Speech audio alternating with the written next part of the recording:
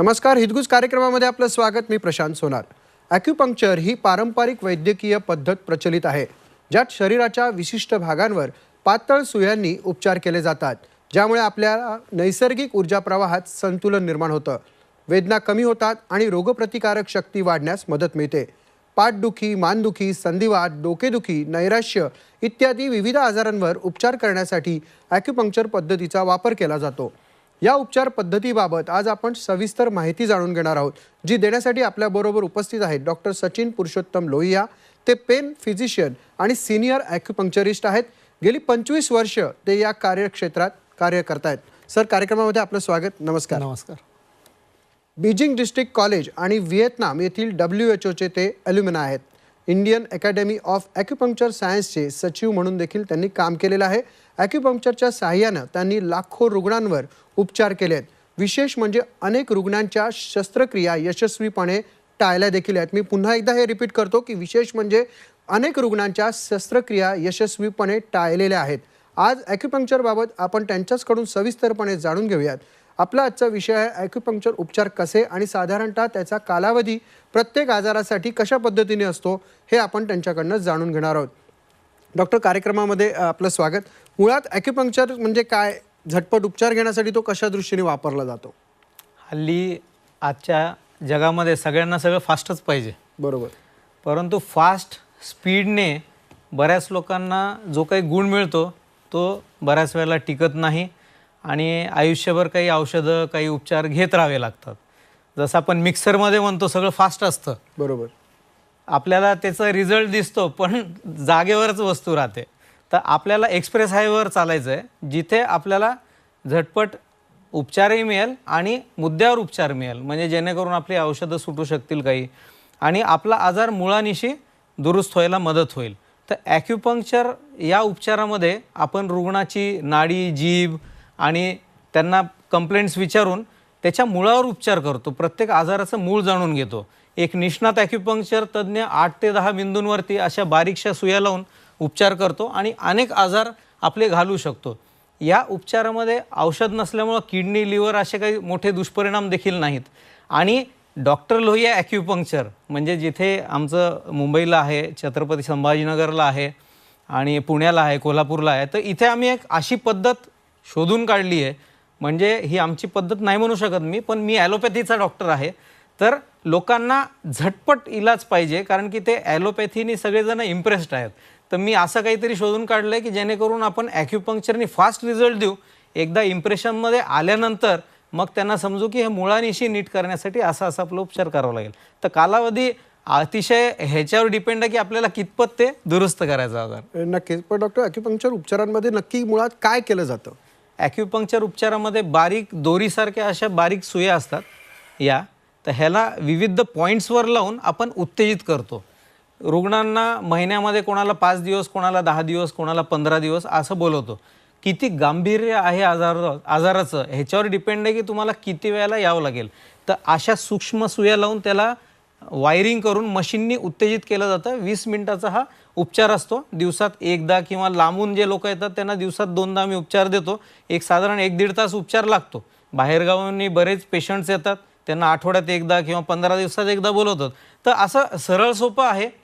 Needles दिसायला अवघड दिसत असतील तर तसं समजू नका. एकदम बारीक असतात, एकदम पातळ दोरीसारखे असतात आणि निर्जंतुक असतात. प्रत्येक वेळेला फ्रेश वापरतो, त्याच्यामुळे ह्याचा कुठलाही तुम्हाला धोका नाही. पण आता प्रेक्षक बघत असतील त्यांना साहजिकच प्रश्न पडले असे की सुया टोचतात, म्हणजे त्याचं दुखणं होतं का? तर ज्या लोकांना सुयांची भीती वाटते, आता या एकदम पातळ सुया आहेत. तर ही एक निडल मी तुम्हाला स्वतःला लावून दाखवली. तर ह्याचा काही विशेष वेदना नाही, ह्याच्यामध्ये छिद्र नाही आहे, त्याच्यामुळं ते आतमध्ये कट नाही करणार आहे स्किनला. किंवा आपण ती निडल काढली तरी त्याच्यातनं ब्लड वगैरे येत नाही. बऱ्याच वेळेला कधी एखादी वेसल जवळ असेल तर होऊ शकतं, पण व्यवस्थित केलं तर तसा काही त्रास होत नाही या पद्धतीचा. आणि अनेक आजारांवरती असे जे निडल्स आहेत हे सगळे चेतनाप्रवाह आहेत. हे चेतनाप्रवाह आतमध्ये अवयवांशी जोडलेले असतात. जसं आपण एखादं घर बघतो, त्याच्यामध्ये विद्युत प्रवाह असतो वायर्समध्ये, आणि लाईट गेली तर कशी गडबड होते, शिवाय व्होल्टेज जरी कमी झाला तर बोंबाबोंब होते घरामध्ये. तर तसंच हे आपलं शरीराचं घर आहे, ह्याच्यामध्ये ऊर्जा आहे, चेतना प्रवाह आहे. 2 व्यक्ती आहेत, एक मृत आहे आणि एक जिवंत आहे.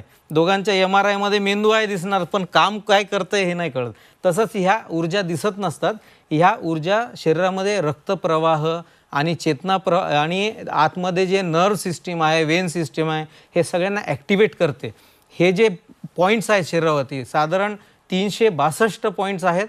वेगवेगळ्या अवयवांचे वेगवेगळे पॉईंट्स असतात. लंग, लिव्हर, हार्ट, किडनी, वेगवेगळ्या मांसपेशींवरती पॉईंट आहेत. त्याच्यामुळं लकव्याच्या पेशंटमध्ये पण मांसपेशींना दुरुस्त करता येईल. आतमध्ये लंग, लिव्हर, हार्ट, किडनी, पोट कशाचा आजार असेल तर त्याचे पण पॉईंट्स घेऊन उपचार करता येईल. पण उपचारासाठी व्यवस्थित तपासणी पहिले एक निष्णात ॲक्युपंक्चर तज्ज्ञाकडून आवश्यक आहे. म्हणजे ही पद्धत ती तुम्ही सांगताय त्या पद्धतीनेच काम करते प्रत्येक आजारांवर? हां, याच पद्धतीने काम करते. शिवाय ह्याच्यामध्ये काही तपासण्या असतात, पण अशा काही खर्चिक असे काही तपासण्या नाहीत. मेन तर आमचं असतं की जिभेवरून आम्ही पाहतो की ह्याच्यामध्ये रक्ताचा पुरवठा कमी आहे का, ह्याच्यामध्ये रक्त साखळलेलं आहे का. म्हणजे हा एक फारच वेगळा विषय आहे ॲक्युपंक्चरचा. ह्याच्यामध्ये आम्ही एनर्जी सिस्टीमवरती काम करतो. त्याच्यावरून आम्हाला कळतं की कुठला अवयव रक्ताच्या पुरवठ्यामुळं कमजोर आहे का, चेतना प्रवाह त्याच्यामध्ये ऊर्जा कमी आहे म्हणून कमजोर आहे. ह्याचं फार वेगळं गणित आहे. पण आम्ही ते नाडी तपासून पाहून सांगू शकतो की ह्याच्यामध्ये हा दोष असेल तर त्याप्रमाणे उपचार करायचा. मग तो मेंदूचा आजार असेल का, पोटाचा असेल का, किडनीचा असेल, लिव्हरचा किंवा लकव्याचा किंवा गुडघे, स्लिप डिस्क, सगळ्यांवरती असे बिंदू लावून आपण उपचार करू शकतो. डॉक्टर, कोणत्या आजारांवरती अत्यंत प्रभावी अशा पद्धतीने काम करतं? आमच्याकडे जे रुग्ण येतात जास्त पेन आणि पॅरालिसिस म्हणजे वेदना आणि लकवा हेच येतात. 80% जास्त लोक हेच येतात. स्लिप डिस्कचे ऑपरेशन टाळण्यासाठी, गुडघ्याचे ऑपरेशन टाळण्यासाठी. लकव्यामध्ये विविध प्रकार आहेत. चेहऱ्याचा लकवा असतो, अर्धी बाजू लकवा करते, दोन्ही पाय लकवा करतो. काही लोकांना मणक्यात तिथं मार लागल्याने दोन्ही हात दोन्ही पाय पण लकवा करू शकतं. तर अशा लोकांमध्ये पण ॲक्युपंक्चर पद्धतीने त्याचा फार चांगला फायदा होतो. फार रेअर आजार असतात, जसं इरिटेबल बॉयल सिंड्रोम आहे, मल्टिपल स्क्लेरोसिस आहे, ज्याच्यामध्ये पण काही चेतना प्रवाह आतमध्ये डॅमेज होतात. इरिटेबल बॉयलमध्ये आतलं मोठं आतडं खराब होतं. असे पण काही रेअर आजार आहेत. प्रत्येकावर आता मला 25 वर्ष झालेत ॲक्युपंक्चरमध्ये. तर मी ॲलोपॅथीन ॲक्युपंक्चर दोन्ही असल्याने मी बरोबर त्याला मिक्स आणि मॅच करू शकतो आणि रुग्णाला जास्तीत जास्त लवकर काय माझ्याकडून ऑफर करता येईल हे सगळं मी पुरवू शकतो. नक्कीच डॉक्टर, जसं एखाद्याला अनुभव आला की तो एकदम खूप चांगल्या रीतीने आपल्याला उपचार करू शकतो. पण मुळात आजारांचं देखील असंच असतं की जुनाट आजारांवरती मग याच्यासाठी काही कालावधी निश्चित आहे का? जुनाट आजारांवरती थोडा वेळ जाऊ शकेल आणि काही लिमिटेशन येऊ शकतील. परंतु म्हणजे आता मला एवढे वर्ष झाले त्याच्यामध्ये, 10 वर्ष जुना लकव्याचा केस आलेला पण कधी कधी एवढा चांगला रिस्पॉन्ड करतो की आम्हाला वाटतं की एवढ्या लवकर याच्या मेंदूच्या चेतना प्रवाह कसे काम करू शकले असतील. तसंच असं पण आहे की एखादा फ्रेश केस असतं ज्याच्यामध्ये मेंदूमध्ये रक्तस्राव झालेला असतो, डॅमेज मोठा झालेला असतो. तिथं आमचा खरा चॅलेंज असतो तिथं, कारण की मेंदूचा तो भागच भरपूर दगावलेला असतो. तर जेवढं काही ॲवेलेबल आतमध्ये जीव असेल, जेवढं बॅटरीमध्ये पॉवर असेल तेवढी ती चार्ज होणार. आणि त्याच्यामध्ये थोडीफार पण पॉवर असेल तर आपण जेवढं जास्तीत जास्त मी फायदा देऊ शकेल तेवढा मी निश्चितच प्रयत्नशील असतो. परंतु जुन्यात जरी लोक असला तरी आमचे जे संपर्क क्रमांक तुमच्या समोर येत आहेत त्याच्यावर तुम्ही विचारू शकता की हा आजार आहे, ह्याच्यावरती किती बरं होऊ शकतं, किंवा तुमचे काही रिपोर्ट्स तुम्ही शेअर करून विचारू देखील शकता. नक्कीच डॉक्टर, सुरुवातीला जसं मी सांगितलं की विविध आजार आणि ॲक्युपंक्चर म्हणजे पद्धती आणि लागणारा कालावधी, त्याप्रमाणे गुडघ्यांवरती काय फरक पडू शकतो? म्हणजे गुडघ्याचा आजार किती लवकर बरा होऊ शकतो? गुडघ्याचा आजार तसं पाहायला गेलं तर आता लाख मोलाचा झालेला आहे, बरोबर, रिप्लेसमेंटमुळे. पण प्रत्येकाला तर काही शक्य नाही आहे आणि प्रत्येक वयोगटात आहे ना. आता माझ्याकडे एक 90 वर्षाचा आमच्याच हिंदू कॉलनीच्या जवळ राहणारा दादरला व्यक्ती आहे. त्यांचा गुडघा दुखतोय, परंतु त्यांना आता पेन किलर्स वगैरे जास्त काही खायचे नाही आहेत. काही वेगवेगळे आजार असतात बॉडीमध्ये. आपल्याकडे उपचाराला आले, आम्हालाही वाटतं की कदाचित आता या वयात वेळ लागेल, परंतु आश्चर्यकारकरित्या दुसऱ्या तिसऱ्या दिवशी त्यांचं दुखणं एवढं बरं झालं. हे वयोवृद्ध लोकांचं झालं. तसंच हे स्पोर्ट्स इंजुरीज ज्याच्यामध्ये मुलं पडतात किंवा काही हॉकी, फुटबॉल, क्रिकेट खेळताना, माझ्याजवळच शिवाजी पार्क आहे, त्याच्यामुळे तिथे क्रिकेट खेळणारे बरेच जे MCAचे क्रिकेटर्स आहेत बाकी येतात आमच्याकडे ट्रीटमेंटला. ह्यांना देखील आम्ही ट्रीटमेंट देतो. गुडघेदुखीमध्ये 2 हाडांच्या मध्ये ज्या कुर्च्या असतात ते घासतात आणि त्या घर्षणामुळं आतमध्ये सूज तयार होते. ॲक्युपंक्चरने ही सूज झटपट कमी होते. ही सूज कमी झाली की रुग्णांना वाटतं माझं 70-80% 4-5 दिवसातच मला बरं वाटतं, पुढे ट्रीटमेंट कशाला. पण त्या गुडघ्यात जर लुब्रिकेशन ऑइलिंग नाही वाढलं तर ते फायदेशीर एवढं ठरणार नाही. त्याच्यामुळं पुढच्या ट्रीटमेंटमध्ये जेवढा जास्त चांगला गुडघा जोपासता येईल तसं आम्हाला करावं लागतं. महिलांमध्ये गुडघेदुखीचं कारण हॉर्मोन्समुळं असू शकतं, त्याचे पॉईंट्स ॲक्युपंक्चरचे वेगळे असतील. ज्यांना मार लागला गुडघ्याला त्यांचे वेगळे असतील. हे पॉईंट सिस्टीमवर आहे. नाडी जीभ पाहून आम्ही ठरवतो की ह्याच्यामध्ये आणखी काय पॉईंट्सचा आणखी काय अवलंब करायचा. ह्याच्यामध्ये गुडघ्यामध्ये रक्ताचा पुरवठा म्हणजे एनर्जीचा स्रोत कमी पडला आहे का, लिव्हरच्या एनर्जीने पण त्याच्यावर इफेक्ट असतो, किडनीचे. हे फार वेगळं ॲक्युपंक्चर शास्त्र. त्याप्रमाणे निश्चितच ट्रीटमेंट केलं तर फारच उत्तम गुण येतो त्याच्यात. नक्कीच डॉक्टर, म्हणजे तुमचा खरं तर अनुभव एवढा वाढत चाललाय, पण ऑपरेशन हे संख्या वाढलेली नाहीये. तुम्ही ऑपरेशन टाळण्यासाठी जास्तीत जास्त रुग्णांना मदत करता, तर ती कशी काय आहे? मग त्यामध्ये वयोमर्यादा तुम्ही थोडासा एक उल्लेख केलात, वयवर्ष 90 असलेल्या आजोबांचा, पण काय कशा पद्धतीने ऑपरेशन टाळता येऊ शकतं? आता गुडघेदुखी आणि स्लिप डिस्क हे दोन महत्त्वाचे ऑपरेशन्स असतात. गुडघेदुखीमध्ये जसं मी म्हटलं, दोन हाडांच्या मधली सूज कमी केली, दुखणं कमी होतं, पेशंटला निश्चित वाटतं की आता माझं ऑपरेशन टळणार. पण गुडघेदुखीमध्ये पण स्टेजेस आहेत. स्टेज 1, 2, 3, 4 4 स्टेजेस असतात गुडघेदुखीचे. पहिल्या 3 स्टेजेसमध्ये तर निश्चितच अतिशय चांगला ह्याचा उपयोग होतो. माझेच एक मित्र ऑर्थोपेडिक सर्जन आहेत, ते म्हणतात की प्रत्येकाला तर आम्हाला रिप्लेसमेंट सांगता येत नाही, तर एक ॲक्युपंक्चर आता आम्हाला दिसतंय की असं एक जिथं आम्ही रेफर करू शकतो. मी म्हटलं निश्चितच, कारण की ग्रेड 2, 3 मध्ये आम्ही ते करू शकतो. पण ग्रेड 4च्या केसेसमध्ये ज्याचे तीव्र गुडघेदुखी असते आणि ज्याला ऑपरेशन करायचं नाही, त्याच्यामध्ये देखील आम्ही पाहिलं की 50, 70, 80% पर्यंत चांगला गुण येतो. आणि एखाद्या वयानंतर माणसाला 5-10 किलोमीटर चालायची तर इच्छा नसते, त्याच्यामुळे त्याला किलोमीटर 2 किलोमीटर चाललं जरी तर फार चांगला त्याला आनंद असतो. तर त्या पद्धतीने आपण गुडघ्याचं ऑपरेशन टाळतो. स्लिप डिस्कमध्ये 2 हाडांच्या मध्ये जी गादी असते ती फुगते आणि ती फुगल्यामुळे नस दबते. नस दबली की पायाला मुंग्या, बधीरपणा, पाय कमकुवत पण होऊ शकतो. तसंच मानेमध्ये नस दबली तर हात कमकुवत होऊ शकतो, हातात मुंग्या, बधीरपणा येतात. ॲक्युपंक्चरने हा जो इथं ब्लॉकेज आलेला आहे, तिथे जी सूज आहे ती व्यवस्थित आपण ॲक्युपंक्चर निडलनी ट्रीटमेंट केली तर तिथली त्या मणक्यातल्या गादीची सूज आपण कमी करू शकतो. मला एक आठवतं, मी ज्यावेळेला कोलकात्याला फेलोशिप करत होतो पेन मॅनेजमेंटमध्ये, तर तिथे माझं सादरीकरण ह्याच्यावर होतं की ॲक्युपंक्चर बिंदू करेक्ट त्या नसच्या जवळ कशा असतात, आतमध्ये मणक्यांच्या लेवलला जिथून नस पायात जाते त्या करेक्ट त्या लेवलला हे आहेत. आणि आम्ही आजकाल वेगवेगळे सियाम असतं त्याच्यावर पाहतो की ही नस कुठे आहे. पण मी तिथे हे सांगितलं की विदाऊट सियाम पण आपण सांगू शकतो की या पॉईंटच्या खालीच ही नस आहे. तर एवढं ते विस्तृत दिलेलं आहे आणि प्रत्येक पेशंटवर मोजमाप वेगळा असतो, जिथून ते मोजायचं असतं त्याप्रमाणे ॲक्युपंक्चर केलं, त्या गादीची सूज ओसरली की नसचा सप्लाय सुरू होतो, मुंग्या, बधीरपणा, कमकुवतपणा बरा होतो आणि लोकांना फार चमत्कारिक फास्ट ह्याचे रिझल्ट येतात. नक्कीच डॉक्टर, पण मुळात तीव्र कंबरदुखी असेल किंवा मानदुखी असेल, मग त्याच्यावरती तेवढ्या झटपट कालावधीमध्ये बरं होता येतं? आता सॉफ्टवेअर सिंड्रोम झालंय, कॉम्प्युटर, बँक सगळीकडे बसून बसून काम आहे, तर मणक्यांचे जे आजूबाजूला जे मांसपेशी असतात ते कमजोर पडतात, तर लवकर होत चाललंय स्पॉन्डिलोसिस, स्लिप डिस्क. तर ह्या सगळ्यांवरती मी जसं म्हणालो की आम्ही मुद्द्यावरच ट्रीटमेंट करतो. ते गादीची जर सूज कमी झाली तर तुमचा त्रास कमी होणारच आहे ना. ऑपरेशनमध्ये आम्ही ट्रिम करणार डिस्कला, तर इथे आपण ट्रीटमेंट करून अनेक वेळेला, असं मी 100% नाही सांगत, परंतु माझ्याकडे येणारे जेवढे केसेस आहेत हार्डली वर्षातनं 2-5 लोकच सक्सेसमध्ये प्रॉब्लेम येत असेल, परंतु 90-95% लोकांना जर ऑपरेशन आपण टाळू शकत असेल तर नथिंग बेटर दॅन दॅट.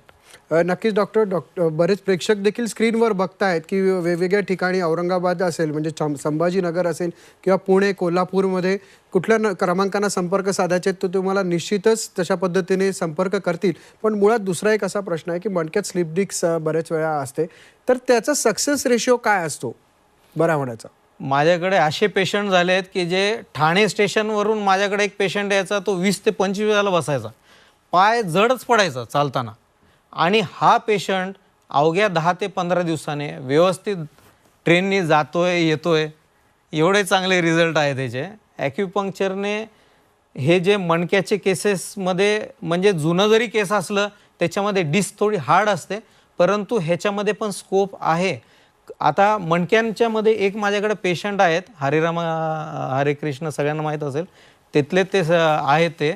तर त्यांच्या मानेच्या मणक्यामध्ये जी डिस्कनी जो प्रेशर झाला आहे त्याच्यामुळं ते माझ्याकडं पायी पण येऊ शकत नव्हते कॅबिनपर्यंत. बाहेर जाऊन मी तपासणी केली, उपचार सुरू केला.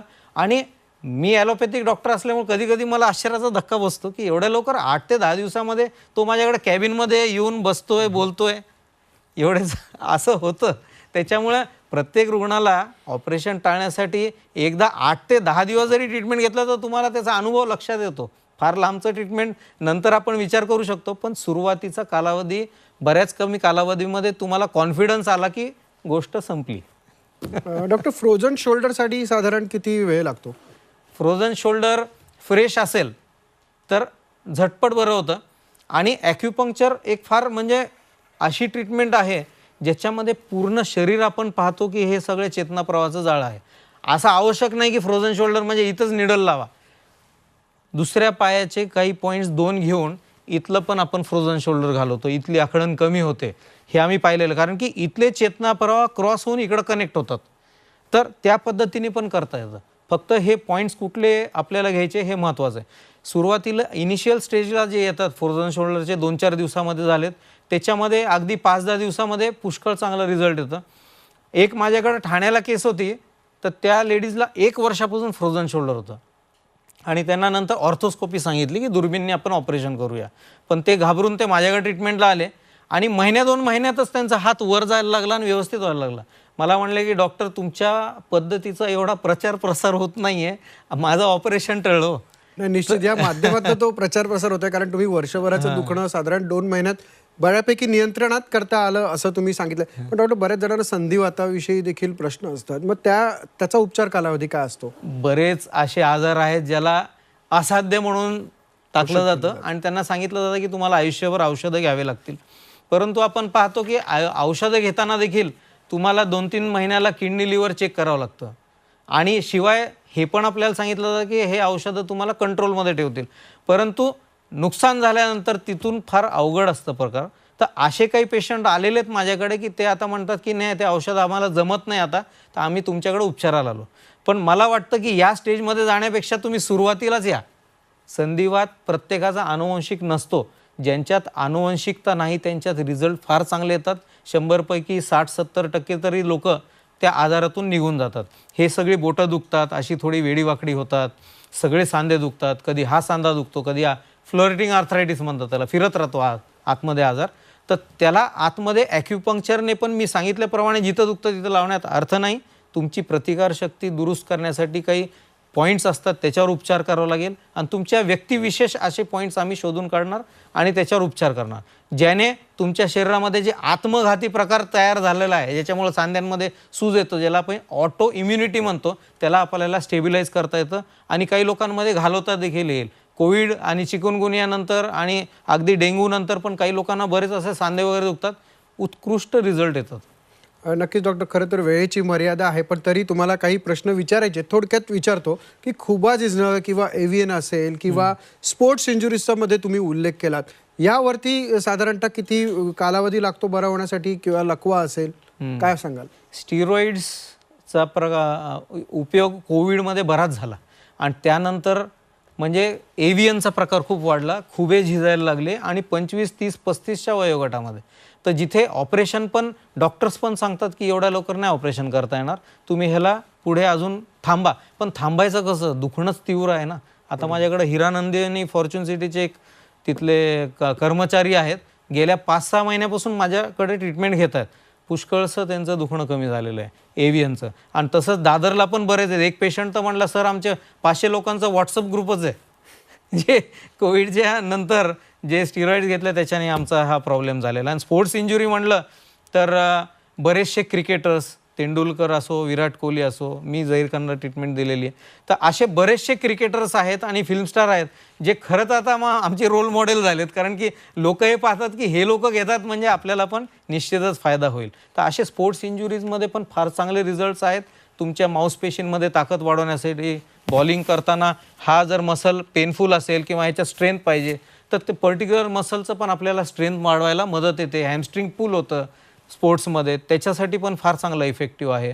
टेनिस एल्बो, क्रिकेटचे स्टार, त्यांना टेनिस एल्बोमुळे बराच त्रास झालेला, तर ह्यांनी देखील ॲक्युपंक्चर घेतलेलं आहे. तर असा बराच चांगला स्पोर्ट्स इंजुरीजमध्ये पण फायदा आहे. हो, आणि आता सुट्ट्यांचा कालावधी आहे त्यामुळे स्पोर्ट्स देखील वाढलेले आहेत. पण डॉक्टर, एक जाता जाता काय सांगाल की कोणत्या अजून उपचारांवरती हे होऊ शकतं आणि कसा संपर्क साधायचा तुम्हाला? सगळ्याच आजारांवर ट्रीटमेंट होतं, कारण की ॲक्युपंक्चर हे कम्प्लीट सायन्स आहे. मी बेजिंगला जिथं शिकलो तिथे 3,000-3,500 पेशंटची OPD असायची रोजची.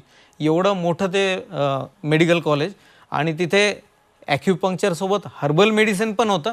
पण मला कुठेतरी वाटलं की हर्बल मेडिसिनपेक्षा आपण न्यूट्रिशनवरती आणि ॲक्युपंक्चर ह्या 2 गोष्टींवर जरी फोकस केलं तरी फार चांगलं आहे. तर ॲलोपॅथीमध्ये मी इंटिग्रेशन असं म्हणू शकतो माझं केलेलं आहे की थोडं आपण जे न्यूट्रिशनल पार्ट आहे त्याचा आपण जर व्यवस्थित ह्याच्यामध्ये जर घेतलं तर ॲक्युपंक्चरचे रिझल्ट निश्चितच फार चांगले येतील. आजारामध्ये जे दुर्मिळ, जे बहिरेपणा आहे, ज्यांना अंधत्व येतं, ह्याच्यावर पण असं म्हटलं जातं की नस वाळली आता काही नाही करतायत. परंतु माझ्याकडे 70-75 वर्षाचे एक गृहस्थ आहेत ठाण्याला, आणि 1-2 महिने आता ट्रीटमेंट झाली, अशी टिचकी मारलं तरी त्यांना ऐकू येतंय. पण निदान त्यांना काहीच ऐकू येत नव्हतं, थोडंफार मशीनच्या मदतीने त्यांना चांगलं आयुष्य जाईल, फार चांगली गोष्ट आहे. एक माझ्याकडे मुलगा आहे ठाण्याला, त्याला दृष्टीला दोष होता, तर त्या दृष्टीने आता तो म्हणजे काहीच दिसत नव्हतं, असं करून अक्षर मला वाचून दाखवतं. ह्याच्यापेक्षा आनंदाची काय गोष्ट आहे. म्हणजे दुर्मिळ आजारांवर उपचार आहे. तुम्हाला वाटत असेल की आपल्या आजारावर उपयोगी आहे का, तर संपर्कावर विचारून घ्या तुम्ही, तर तुम्हाला पण लक्षात येईल त्याचा उपयोग कसा आहे. शिवाय अजून एक सांगेल मी, आपल्याकडे एक टेस्ट असते, ह्याला म्हणतात ॲक्युग्राफ. ही एकच टेस्ट आहे ॲक्युपंक्चरमध्ये करतो. तर डायबिटीजमध्ये खूप दुष्परिणाम होतात डोळ्यावर, लिव्हरवर, किडनीवर. तर ही जी टेस्ट आहे ह्याच्यामध्ये आम्ही सगळ्या मेरिडियन्सचा ग्राफ काढतो. Liver, heart, lung, kidney, pericardium, आणि या एनर्जी चॅनल्समध्ये प्रॉब्लेम काय आहे त्याला शोधून आपण उपचार करतो. डायबिटिक न्यूरोपॅथी, जिथं पंजे बधीर होतात, मुंग्या येतात, आग होते, ह्याच्यावर पण निश्चित चांगला फायदा होतो. डायबिटीजच्या सगळ्या दुष्परिणामांवर आपण उपचार करतो. जेवढ्या लवकरात लवकर आपण याल, कालावधीचाच हा विषय आहे, कालावधी अगदी कमी लागेल आणि आपले पैसे पण वाचतील आणि जास्तीत जास्त फायदा होईल. निश्चित डॉक्टर, म्हणजे थोडक्यात निराश व्हायचं कारण नाही, ही थेरपी देखील आपल्याला काम करू शकते. आणि याच्यासाठी तुम्हाला प्रेक्षकांवर नक्कीच संपर्क देखील जे स्क्रीनवर नंबर दिसत होते किंवा दिसत आहेत त्याच्यावरती तुम्ही साधू शकता. डॉक्टर, तुम्ही इथे आलात आणि खूप चांगल्या पद्धतीने मार्गदर्शन केलं, त्याबद्दल आपले आभार. नमस्कार. ईदगुजमध्ये आता वेळ झाली इथेच थांबण्याची. पाहत राहा झी 24 तास.